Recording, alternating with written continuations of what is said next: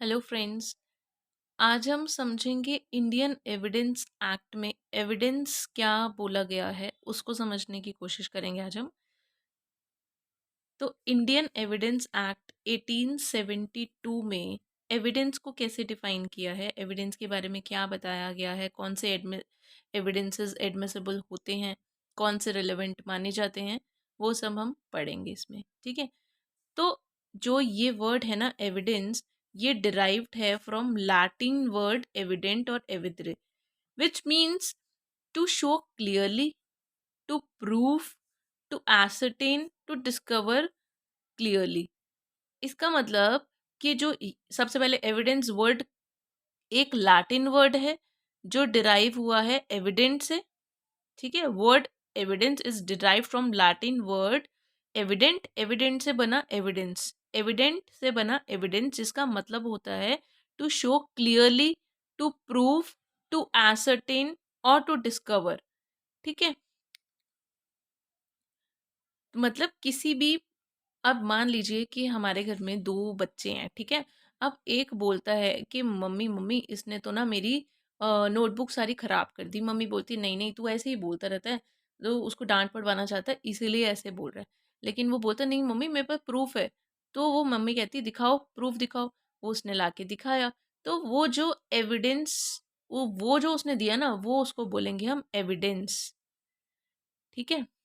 अब ऐसा नोट किया गया कि जितनी भी सिविलाइज्ड कंट्री है ना, in all civilised country of law the law of evidence is based on two axiom. कौन से हैं?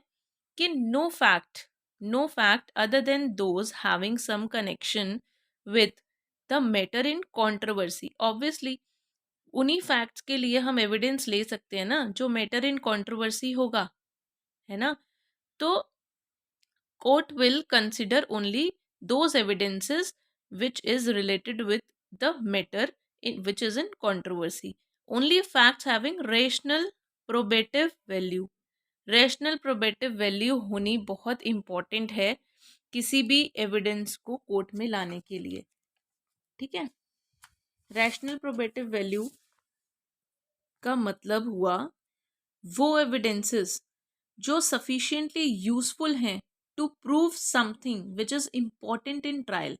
जो ट्रायल में बहुत ज़्यादा इम्पॉर्टेंट है ना, उस वो वैसे एविडेंसेस को लाया गया है सिर्फ जो ट्रायल के लिए बहुत इंपॉर्टेंट है, जो डायरेक्टली उस केस से लिंक्ड है। ठीक है। तो वो होते हैं रैशनल प्रोबेटिव वैल्यू जो कि एडमिटेड होते हैं in evidence. Secondly, all fact having rational probative value are admissible in evidence. अब जितने भी फैक्ट्स हैं ना, जितने भी फैक्ट्स हैं जिनकी रेशनल प्रोबेटिव वैल्यू है, वो एडमिसिबल हैं एविडेंस में। ठीक है। Unless excluded by some rule of paramount importance. कुछ रूल्स हैं जो पैरामाउंट इम्पोर्टेंस के रूल्स हैं उसको एक्सक्लूड करता है। रूल ऑफ पैरामाउंट इम्पोर्टेंस मतलब पैरामाउंट इज होता है कि बहुत बहुत ही उत्तम इम्पोर्टेंस, मतलब बहुत ही वैल्यूबल इम्पोर्टेंस वाले चीज़। ठीक है। तो जैसे कि a confession made by a client to his advocate. ठीक है। अब ये नोट किया गया कि अनटिल दीज रैशनल रूल्स पर इन्वॉल्व्ड, जब जब ये जैसे कि ये जो रैशनल रूल्स हैं, ठीक है, ये जो रैशनल रूल्स हैं जैसे कि बहुत ही प्रूडेंट माना जाता है जिन्हें, वैसे जो रूल्स हैं, ठीक है, वो जब थे भी ना, जब वो थे तब भी तब भी कुछ पार्ट्स में, जो वर्ल्ड के कुछ पार्ट्स हैं उसमें इर्रैशनल मेथड्स को अप्लाई किया जाता था। इर्रैशनल मेथड्स कौन से होते हैं? जैसे कि टॉर्चर समझते हैं ना, टॉर्चर करते थे पहले, जैसे ओपनिंग एन आई, बर्फ की सिल्ली पे लिटा देना, खून मार मार के उनका खून ही निकाल देना पूरी तरह से, एविडेंसेस के चक्कर में कि उसको कुछ कोई तो सुराग मिले हमें। तो ऐसा टॉर्चर किया जाता था। इवन टुडे ऑल्सो ये हॉरिबल प्रैक्टिस चली आ रही है कि टॉर्चर की, किसकी? टॉर्चर की, टॉर्चर कर करके ये एविडेंसेस निकलवाए जाते हैं। तो अभी भी केसेस जो हैं वो रेयर नहीं है, ये थर्ड डिग्री मेथड अप्लाई करना अभी भी ये लिए जाते हैं for gathering evidences in developed countries में भी। अब हम कुछ ना इसकी हिस्ट्री देखते हैं। ठीक है। अब बिफोर इंडियन एविडेंस एक्ट जब ये पास हुआ था, तो किसी भी तरह का कोई कॉम्प्रिहेंसिव या फिर कोई सिस्टमैटिक एनैक्टमेंट आया ही नहीं था इंडिया में इस सब्जेक्ट के ऊपर। ठीक है। तो जो कोर्ट्स है ना, जो एस्टेब्लिश हैं प्रेसिडेंसी टाउन्स में, presidency towns of Calcutta, Bombay, Madras में, तो वहाँ पे तो इंग्लिश रूल ऑफ एविडेंस को फॉलो किया जाता है। लेकिन उससे बाहर में प्रेसिडेंसी टाउन्स के बाहर में कोई भी फिक्स्ड रूल नहीं है। ठीक है, कोई भी फिक्स रूल नहीं है। तो ये मोफोसिल कोर्ट में जो है ना अप्लाई किए गए रूल्स, जो अप्लाई किए गए थे वो भी बहुत वेग थे, अस्पष्ट थे, इनडेफिनेट थे, प्रॉपर नहीं थे पूरी तरह से ना। वो कस्टमरी लॉज जो है ना वो प्रिवेल करते हैं कुछ कंट्रीज में, जो पहले से चले आ रहे हैं बस वही प्रिवेल करते हैं। तो इसमें ना जैसे कि अब कोई फिक्स रूल ना होने की वजह से, कोई डेफिनेट रूल ना होने की वजह से, जो एडमिनिस्ट्रेशन था ना of this important branch of law was far from satisfactory. तो सेटिस्फैक्शन नहीं मिल पाती थी एक लॉ की। एक जो मतलब एविडेंस के लिए जो एक प्रॉपर रूल होना चाहिए ना, वो वैसा रूल ना हमें मिल ही नहीं पाया था, और वो हमें सेटिस्फैक्शन नहीं देता था। तो इसका सबसे पहला स्टेप जो लिया गया ना वो 1835 में लिया गया, कि एक एक्ट पास किया गया जो एप्लीकेबल कर दिया गया सारे पूरे ब्रिटिश इंडिया के सारे कोर्ट्स में। उसके बाद में अब एक डेट मिल गई आपको 1835, दूसरी है उसके बाद में, अब वो भी पूरी तरह से नहीं होगा ना सक्षम, इसलिए 1855 में दूसरा एक्ट भी पास किया गया इस सब्जेक्ट पे, लेकिन उसमें भी कंप्लीट बॉडी ऑफ रूल्स नहीं थे। तो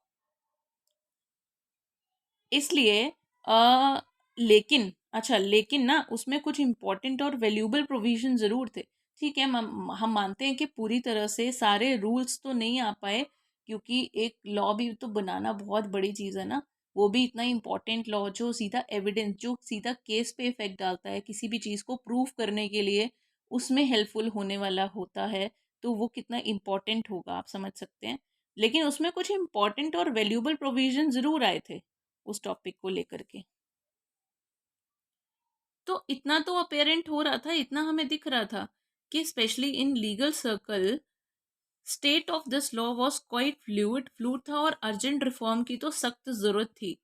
ठीक है, तो इंडियन लॉ ऑफ एविडेंस तो जो तब एग्जिस्ट करता था ना, उसको तीन पार्ट पोर्शंस में डिवाइड कर दिया गया।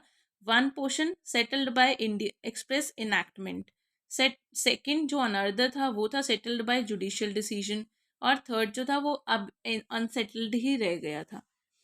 तो जो डिसाइडेड हुआ कि एनैक्ट सम फॉर्मल, अब ये डिसाइड हुआ कि भाई अब कुछ तो ना फॉर्मली मतलब कुछ लेजिस्लेशन ऐसा करना पड़ेगा, मतलब कुछ रूल्स ऐसे लाने पड़ेंगे, क्योंकि जो रोजाना की नीड है ना वो तो उससे तो यही लग रहा है कि अब ना इंग्लिश लॉ ऑफ एविडेंस को इंट्रोड्यूस करना पड़ेगा हमें, नहीं तो प्रॉब्लम हो जाएगी।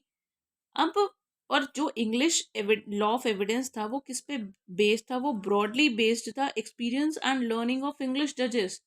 उनके पूरे एक्सपीरियंस थे, है ना, उनकी पूरी जितनी भी उनकी स्टडीज थी वो सब थी उसके अंदर। उनके एक्सपीरियंस से अगर कोई लॉ बनेगा तो उन्होंने तो डेली की प्रॉब्लम्स देखी ना, उसके बेसिस पे कोई लॉ बनेगा।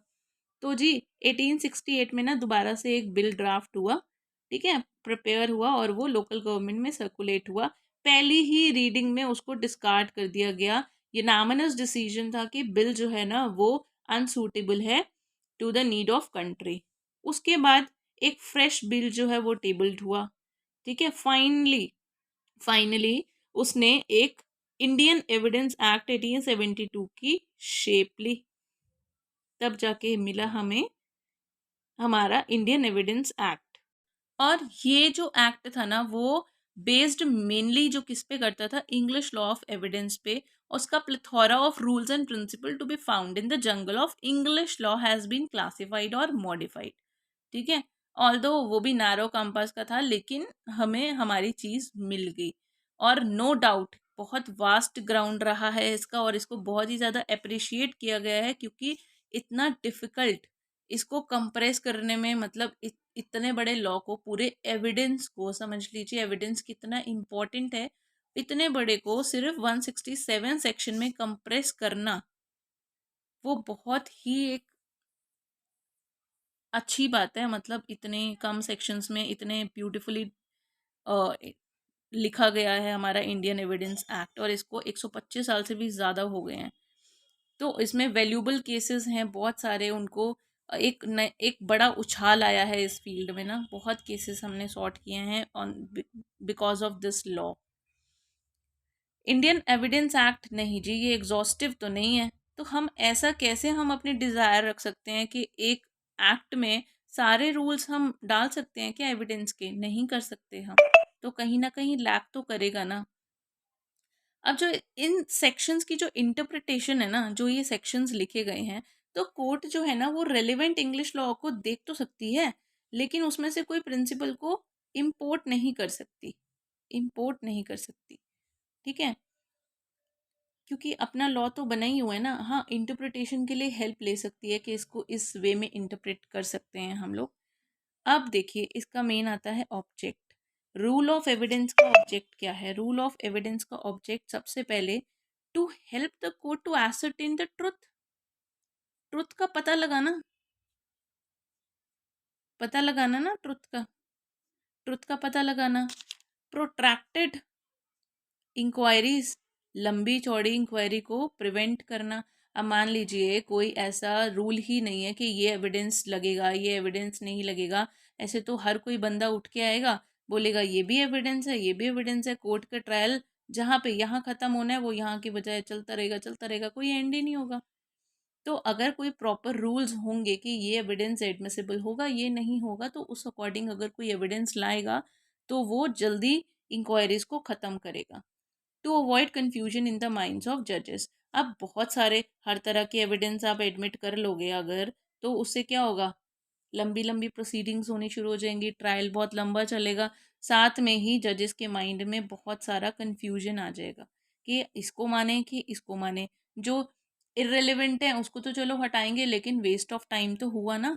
तो evidences which tends to divert the attention of court and to waste its time is therefore to be rejected. उनको रिजेक्ट कर दिया जाएगा। जो लगेगा कि वो डाइवर्ट कर रहे हैं अटेंशन ऑफ कोर्ट और कोर्ट का टाइम वेस्ट कर रहे हैं, उनको एक ही चीज़ करेंगे हम, रिजेक्ट। है ना।